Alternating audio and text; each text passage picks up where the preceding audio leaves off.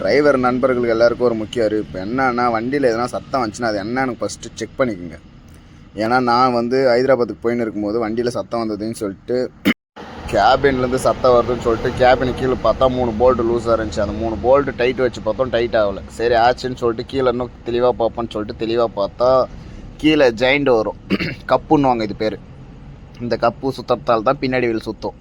இந்த கப்பில் ஒரு கப்பு பிடிங்கி நிற்குது, இன்னொரு கப்பு பிடிங்கி இருந்துச்சுன்னா நாங்கள் ஹைதராபாத் போகும்போது வீடியோ எடுத்து போடலான்னு சொல்லிட்டு போய் நினச்சின்னு இருந்தோம். நாங்கள் ஹைதராபாத் போயிருந்தும்போது வீடியோ எடுத்து போட்டிருக்க மாட்டோம்.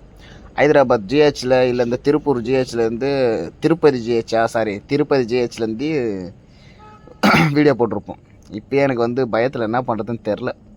இன்னொரு ராடு பிடிங்கி இருந்துச்சுன்னா வண்டி தலைகீழ கவுந்துருக்கும், நாங்கள் காவால் கவுந்துருப்போம். நிஜமாலும் எனக்கு இதுமாரி ஆயிடுச்சு. நெக்ஸ்ட் வாட்டி நீங்கள் எல்லாம் சத்தம் வந்துச்சுன்னா என்னன்னு பார்த்துங்க ஃப்ரெண்ட்ஸ். சாரி, தப்பாக எதனா பேசியிருந்தா.